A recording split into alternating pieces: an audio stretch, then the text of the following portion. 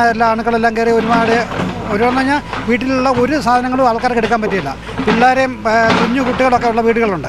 അപ്പം അവരെല്ലാം പിള്ളേരെയും കൊണ്ട് പോയി. വെള്ളം കയറിയെന്ന് പറഞ്ഞാൽ ഒരു 3 മണിയായപ്പം വെള്ളം വീടിൻ്റെ തറ ലെവൽ വന്നു. പക്ഷേ പെട്ടെന്നാണ് വെള്ളം പിടിയിൽ നിന്ന് കയറിയത്. ഇന്നലെ മഴയുണ്ടായിരുന്നു. ഇന്നലെ ഈ സംഭവം കഴിഞ്ഞതിന് ശേഷം മഴ അങ്ങനെ വൈകുന്നേരം രാത്രി പെയ്തേ ഉള്ളൂ, പകൽ പെയ്തില്ല. രാവിലെ ഞാൻ പറഞ്ഞിരുന്നു ഇന്ന് രാവിലെ ശുചീകരണ പ്രവർത്തനങ്ങൾ ആരംഭിക്കുമെന്ന്. അപ്പോൾ നമ്മൾ ഇവിടേക്ക് എത്തിയപ്പോൾ ഇത്തരം വെള്ളം കയറിയ വീടുകളിലേക്ക് എത്തുന്ന പാതകൾ തന്നെ ചെളി മൂടിയ സാഹചര്യമാണ്. ആദ്യഘട്ടം ശുചീകരണ പ്രവർത്തനങ്ങളുടെ ആദ്യഘട്ടം എന്ന നിലയിൽ നാട്ടുകാരൊക്കെ ചേർന്ന് JCB അടക്കം ഉപയോഗിച്ച് പാതകളിൽ വീണിരിക്കുന്ന ചെളി നീക്കുന്ന ദൃശ്യങ്ങളാണ് നമുക്കിപ്പോൾ കാണുന്നത്. JCB ഉപയോഗിച്ച് മാറ്റുന്ന തരത്തിലേക്ക് വലിയ അളവിൽ ചെളി അടിഞ്ഞു കൂടിയിട്ടുണ്ട് ഇത്തരം റോഡുകളിൽ എന്നുള്ളതാണ്. നമ്മൾ ഈ തൊട്ട് താഴെ കാണുന്നത് ഇന്നലെ കരകവിഞ്ഞൊഴുകിയ കല്ലാർ പുഴയാണ്. അതിന് ഓരത്തുള്ള വീടുകളിലൊക്കെ തന്നെ വലിയ തോതിൽ വെള്ളം കയറിയിരുന്നു. ഇതിന് തൊട്ടടുത്തുള്ള 2 നില കെട്ടിടത്തിൽ ഒരു നില പൂർണ്ണമായും വെള്ളത്തിനടിയിൽ പോകുന്ന നിലയിലേക്ക് വെള്ളം കയറി. നമുക്കിവിടെ ഈ ശുചീകരണ പ്രവർത്തനങ്ങൾക്ക് നേതൃത്വം നൽകുന്ന ആളുകൾ കൂടിയുണ്ട്. ചേട്ടാ, ഇവിടെ നിന്ന് അങ്ങോട്ട് എത്ര വീടുകൾ വെള്ളത്തിനടിയിലായിട്ടുണ്ടാവും? ഇവിടുന്ന് ഒരു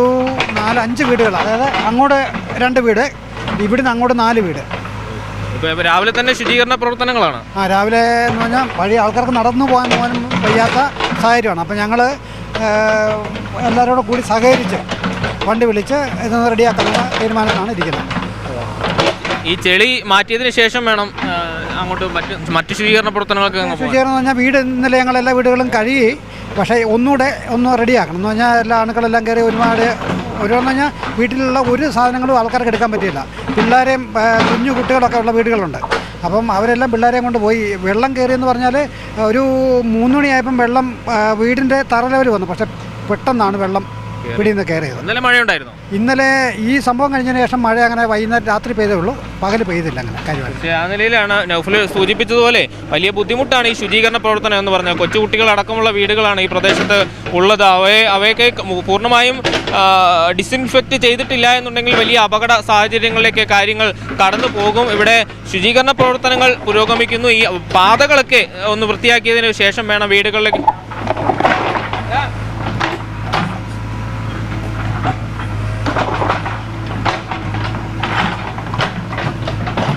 നിലവിൽ ആ നിലയിലില്ല. ഇപ്പം നമ്മൾ ഈ ദൃശ്യങ്ങളിൽ കാണുന്നത് ഇവിടുത്തെ ആളുകൾ കൂടി ഒരുമിച്ച് സഹകരിച്ചുകൊണ്ടുള്ള ശുചീകരണ പ്രവർത്തനങ്ങളാണ് നടത്തുന്നത്. നമ്മളിവിടുത്തെ തദ്ദേശ സ്ഥാപന പ്രതിനിധികളുമായി സംസാരിച്ചപ്പോൾ അത്തരം സഹായങ്ങൾ, ശുചീകരണത്തിനുള്ള സഹായങ്ങളെല്ലാം ഏർപ്പാട് ചെയ്തിട്ടുണ്ട് എന്നാണ് പറഞ്ഞിരുന്നെങ്കിലും ഇപ്പോൾ നമ്മളിവിടെ എത്തുമ്പോൾ അതല്ല കാഴ്ച. നാട്ടുകാർ സഹകരിച്ച് ഒരുമിച്ച് ചേർന്നാണ് JCB എത്തിച്ച് ക്ലീനിങ് നടത്തുക. ഇന്നലെ വൈകിട്ട് തന്നെ ആദ്യഘട്ട ഒരു കഴുകി വൃത്തിയാക്കുന്ന പരിപാടികളൊക്കെ ഇന്നലെ വീടുകളിലൊക്കെ ഇന്നലെ വൈകുന്നേരത്തോടെ തന്നെ പൂർത്തിയാക്കിയിട്ടുണ്ട്. ഇനിയൊരു ത്രൂ ആയിട്ടുള്ള ഒരു 2ാം ഘട്ട ശുചീകരണത്തിനായിട്ടുള്ള ഒരുക്കങ്ങളാണ് ഇപ്പോൾ ഉള്ളത്.